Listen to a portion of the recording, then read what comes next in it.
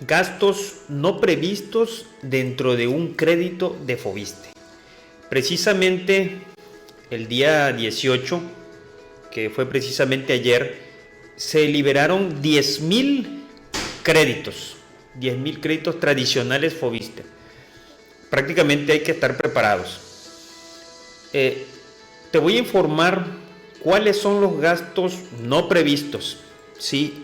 Principalmente para que vayas administrándote, obviamente de forma económica, y todo va a depender de tu modalidad de crédito y dónde adquieras tú la vivienda, en este caso la compra de tu inmueble.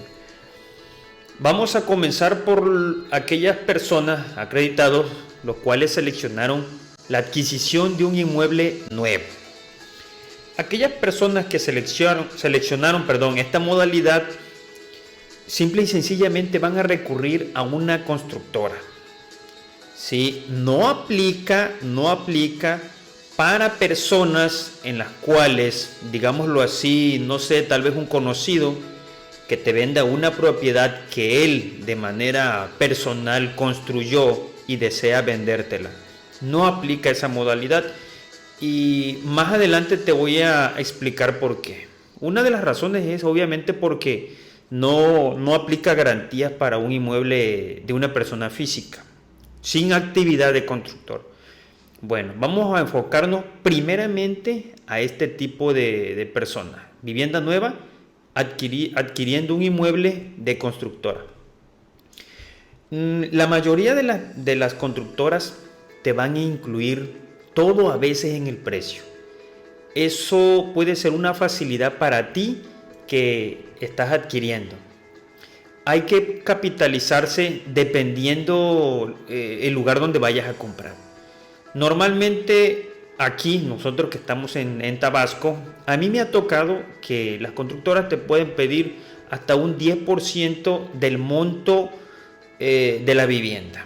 O sea, mínimo tendrías que cubrir el monto del avalúo. A veces oscila a diferentes precios, ¿sí? Pero para no errar es aproximadamente un 10% sobre el valor de tu crédito. Si tu valor de crédito es muy pequeño, a veces en algunas constructoras te piden un mínimo de 10,000 pesos. De ahí ellos toman esa parte como un compromiso para ti y un compromiso ahora sí de tu acreditado para con ellos. Obviamente inicia lo que es un proceso de adquisición del inmueble, en este caso de la casa o el departamento nuevo el cual estés adquiriendo. Te van a solicitar ciertos requisitos. Principalmente te van a pedir tu CUR para verificar que realmente estás activo en el sorteo tradicional en la modalidad de adquisición de vivienda nueva. Muchas personas emigran a otros estados, ¿sí? En lo que son zonas turísticas. Ahora tiene mucho auge, por ejemplo, en lo que es la venta de propiedades en Mérida, en lo que es Quintana Roo, todas esas partes turísticas, las cuales actualmente pueden tener un precio accesible hasta cierto punto. En cambio, en nuestra zona, que nosotros estamos en la zona sureste, los valores son un poco más elevados. Entonces, te van a solicitar aproximadamente el 10%. Ahora, y ese monto va a servir para lo que es tu avalúo. Normalmente las constructoras ya cuentan con toda la documentación necesaria del inmueble. Lo que son sus escrituras, lo que son sus permisos, lineamientos, comprobantes de agua, energía eléctrica, todo lo que normalmente se requiere, inicio de obra, términos de obra, la constructora lo va a tener y te lo va a facilitar, el cual el crédito va a ser más rápido por la razón de que ellos ya tienen toda la papelería necesaria. Seguidamente podrán hacerte el comentario. Esto va a ser debate dependiendo con quién vayas a solicitar la compra. Es el gasto de tu escritura. Si tú sabes precalificarte, recuerda que en la parte de Foviste hay una opción donde tú ingresas tu CUR, sorteo tradicional y lo que es adquisición, vivienda nueva, y te va a arrojar en la parte de abajo un monto aproximado de escrituración que debes de tener contemplado. A veces el gasto te menciona un 10%. ¿Cómo te va a dar ese porcentaje? Recuerda que en ese simulador te va a dar el monto. Ese monto tú lo vas a dividir entre el crédito que tú tienes y te va a dar el porcentaje aproximado. Normalmente ese sistema te arroja también un 10%, pero en mi caso a veces me ha tocado que es menos del 10%, entre el 7 y el 10% contemplado para gastos de escrituración. Ahora entonces vamos a hacer un ejercicio normal. Supongamos que tú acreditado tienes 1.000.000 de pesos. Recuerda que diste un 10% del millón de pesos como apartado compromiso. Y aparte te va a contemplar aproximadamente también lo de las escrituras. ¿Qué sucede entonces en el caso en el que el acreditado no cuenta con recursos? Sinceramente ahí ya es debate con cada constructora que tú vayas a hacer esa negociación. Entonces, pero de lo que sí me queda claro es de que las escrituras es un gasto que tú debes de tener contemplado. Entonces, si tú no tienes un ahorro, probablemente lo extraigan del crédito, en el cual tú ya no vas a tener el 100% de ese monto, ya que vienen esas deducciones, que prácticamente sería únicamente la escritura, porque recuerda, el 10% tal vez que diste de apartado de la vivienda, eso va a cuenta de la casa. Y tu documentación normal que te piden, el credencial de lector, que es el INE, CUR, RFC, acta de nacimiento, si eres casado, acta de matrimonio, estado de cuenta del SAR, estado de cuenta, recibos de nómina, perdón, y ciertos requisitos, normalmente son esos. Entonces, ¿cuáles entonces fueron tus gastos? De entrada, ese apartado, que normalmente te lo piden. Es muy raro que alguna constructora te vaya a ejercer el crédito sin un apartado mínimo. Esos son el caso número 1. Para el caso número 2 son las viviendas usadas.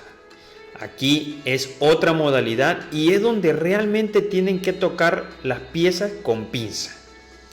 Y de preferencia, obviamente, no pactar un precio sin antes saber los gastos que implica.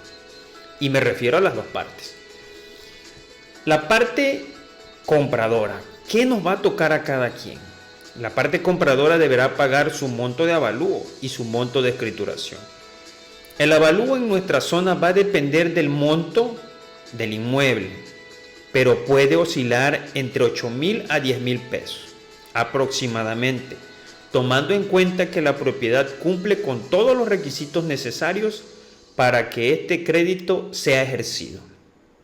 Uno de los principales requisitos es que la vivienda compruebe 3 años mínimos de antigüedad y lo va a comprobar mediante recibos de energía eléctrica. Lo va a comprobar mediante la verificación en Google Maps. Eso significa que debe aparecer en el sistema Google Maps. Si no aparece a nivel calle en Street View, deberá aparecer de manera satelital, obviamente desde arriba. Ahora, hay ciertos casos, por ejemplo, en el que la persona que vende, la escritura tiene, por ejemplo, 10 años, pero solamente adquirió un terreno. Y un año, digamos, si estamos en el 2021 y vamos para el 2022, digamos que el que te vende construyó un año atrás, un año, digamos en el 2020. Entonces legalmente no debería cumplir, ya que solamente cuenta con un año de antigüedad. Pero puede existir algunas herramientas para comprobar una antigüedad mayor a un año. Me refiero a la escritura. Sí, obviamente tiene una antigüedad en la cual no existe una obra que se manifestó ante el ayuntamiento y registro público. Entonces va un cobro, el cobro de la manifestación de obra que no hizo esa persona que te vende en su momento. Eso es un gasto el cual casi nunca lo contemplan. Me refiero a personas vendedoras y compradoras que no están relacionadas y familiarizadas con este tipo de transacciones. Otro caso muy importante que deben contemplar es el ISR, Impuesto sobre la Renta, obligatoriamente pagado por la persona que vende. Eso también obviamente pueden exentar lo que es el impuesto. Hay que comprobarlo. Recibos de luz, credenciales de lector. Con esos requisitos vas a poder acreditar tu vendedor. El comprador obviamente pagará sus impuestos sobre el traslado de dominio de la compra. Y me refiero que debe apartar entre el 7 al 10% para gastos de escrituración. Entonces, a grosso modo, ¿en cuál de las dos opciones se gasta más? Obviamente en la vivienda usada, pero también al vendedor bien asesorado y bien administrado pueden exentar el impuesto. Entonces, ¿cuál sería el gasto único de tu vendedor? Si no tiene la obra manifestada en la escritura, sería un gasto de manifestación de obra. Y ese gasto depende de cada notario. Puede haber de 7,000, 10,000, 12,000, 13,000 pesos una manifestación de obra. Esos precios van con base a la experiencia de lo que a nosotros nos ha pasado. Ahora, entonces, ¿cuáles fueron los gastos de la persona acreditada compradora? Uno es su costo de avalúo, el cual le mencioné que puede oscilar de 8,000 a 10,000 pesos. Normalmente el vendedor no va a cumplir con todos los requisitos que te va a pedir la institución Foviste para la adquisición de esa propiedad. Normalmente que tiene un propietario, tiene su escritura, su predial pagado, recibo de agua, recibo de luz, pero no tiene un valor catastral actualizado, no tiene un lineamiento, no tiene un número oficial. Normalmente estos últimos dos son con una constancia otorgada por el ayuntamiento. Eso será un costo excedente que normalmente debe pagar la persona compradora, ya que esos documentos se utilizan para la escritura del nuevo comprador. Estoy hablando del acreditado. Sin mencionar la actualización del plano.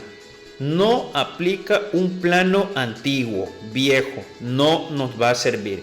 Ese simple y sencillamente va a servir para guiarse, para hacer el plano nuevo y hacer el nuevo levantamiento. Porque imagine usted que tiene manifestada en la escritura 2 recámaras, pero hoy en día ya no son 2, son 3. Significa que el plano deberá actualizarse de manera correcta. Y esa ampliación de una recámara será un costo que tendrá que pagar obviamente el vendedor por no haber manifestado esa ampliación en tiempo y forma. Espero haber dejado claro hasta este punto los gastos que implica vivienda nueva y vivienda usada. Recuerda que con gusto podemos apoyarte, asesorarte a ti, vendedor, a ti, acreditado, si tienes alguna duda en el proceso de esta compra. Recuerda, prepárate, ya que ahora están los sorteos tradicionales 2021-2022 y ya han sido liberados los primeros 10,000. Espero que este podcast haya sido de ayuda y utilidad para orientarte algo en el proceso de una compra.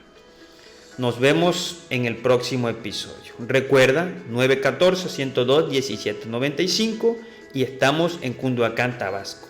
Podemos ayudarte.